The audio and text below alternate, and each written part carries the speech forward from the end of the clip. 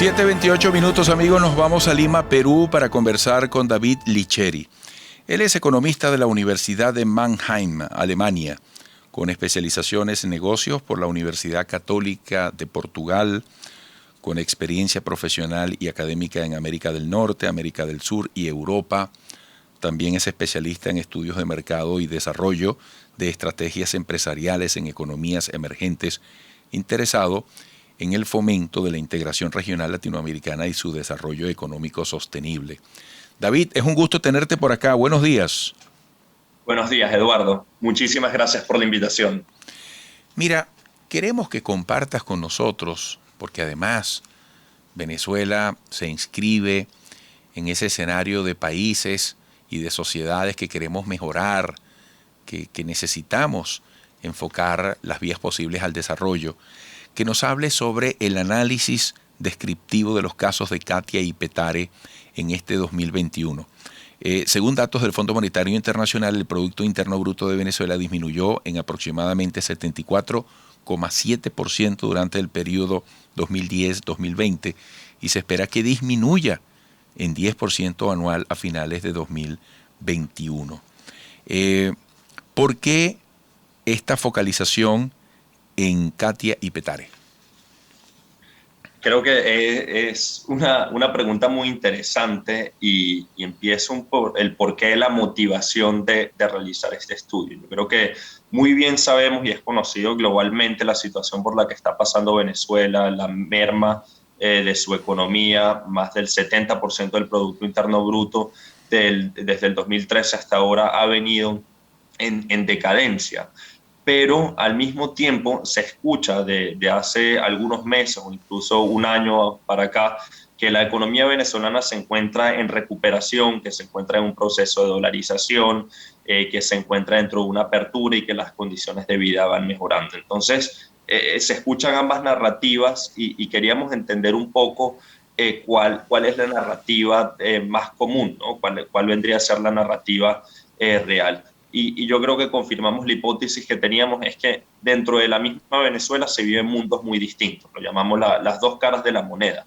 Y queríamos enfocarnos esta vez no en los negocios formales o en esos negocios que parece que a través de ciertos canales digitales ha venido creciendo, han captado inversión extranjera, sino estos negocios y emprendimientos que son más de base y son los que representan a la mayoría de la población venezolana, que son más de un 50% que se encuentra trabajando de manera independiente en la informalidad. Por eso decidimos buscar y entender más a fondo en dos zonas comerciales muy populares, que son la Redoma de Petare y como es también Katia, cómo sobreviven dentro de este contexto de hiperinflación, de dolarización, de falta de recursos, falta de capital humano, etcétera. Oye, David, debo decirte públicamente que me emociona esta introducción que has hecho. Eres un crack. Qué manera tan impecable de presentar el escenario. Porque fíjate, es interesante esto de que hoy más del 50% de las expresiones de iniciativas que hay en el país provienen de los llamados emprendedores. Porque estamos hablando de liderazgo en un momento donde el país deshoja la margarita, si va a participar o no a través de las propuestas de la dirigencia política en unas elecciones el 21 de noviembre. Ahora, cuéntame qué descubrieron cuando fueron al fondo nada menos que de Katia y de Petare. Mira, yo creo que el primer hallazgo muy relevante son las características de estos emprendimientos. Hay dos tipos de emprendimiento. Un emprendedor que simplemente busca prosperar y ser un futuro empleador, ser un futuro empresario, y luego nos encontramos con los emprendimientos que ya denominamos por subsistencia.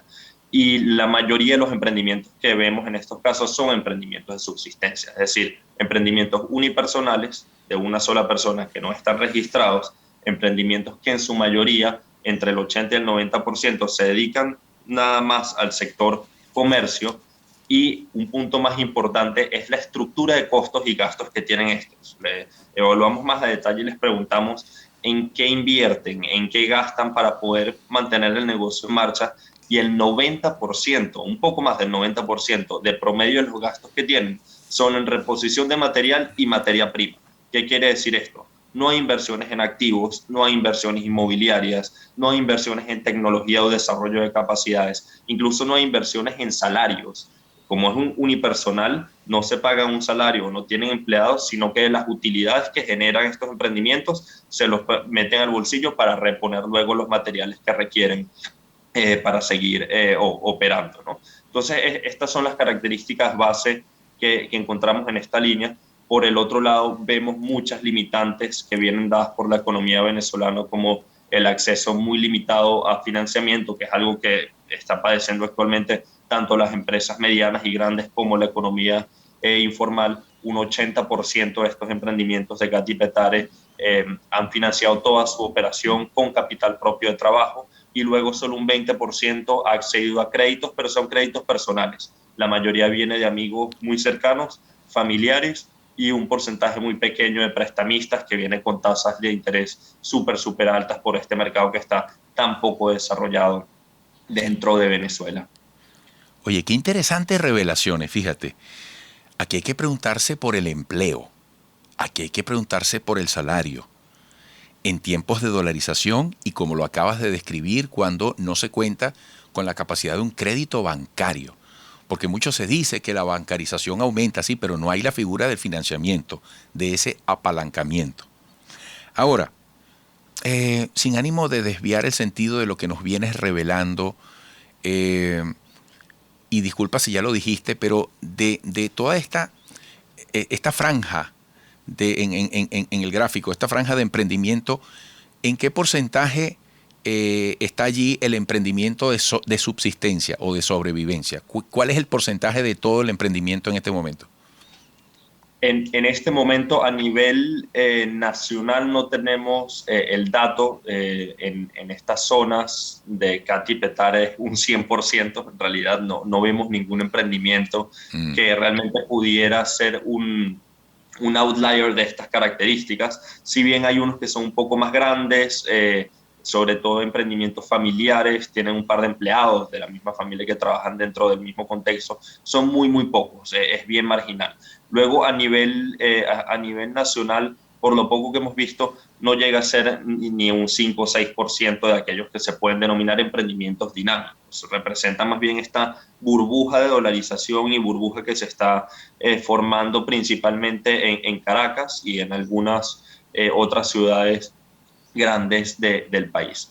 Pero menciono también un tema que a mí me pareció bien interesante, que es la pregunta, y a donde íbamos al caso de este estudio, es si pueden sobrevivir de estos emprendimientos, porque yo creo que para alguien que está fuera de Venezuela y cuando hablas y ves las noticias y entiendes un poco el contexto, la primera pregunta que se hace a las personas es cómo hacen para vivir, cómo hacen para generar ingresos, porque ¿qué se lee? Según la ENCOVI, de la última publicación, del estudio nacional de condiciones de vida publicado por la Universidad Católica Andrés Bello, los sueldos promedios eran mínimos. Estábamos hablando de ingresos de $10 mensuales, menos de $10 mensuales. Los niveles de pobreza medidos por ingresos eran altísimos. Entonces, ¿de dónde vienen estos ingresos de los que sobrevive la gente? Y es que en el caso de estos emprendimientos, que son en zonas populares, los ingresos promedio estaban entre los 160 y $170, que es mucho mayor de lo que están generando actualmente trabajadores dependientes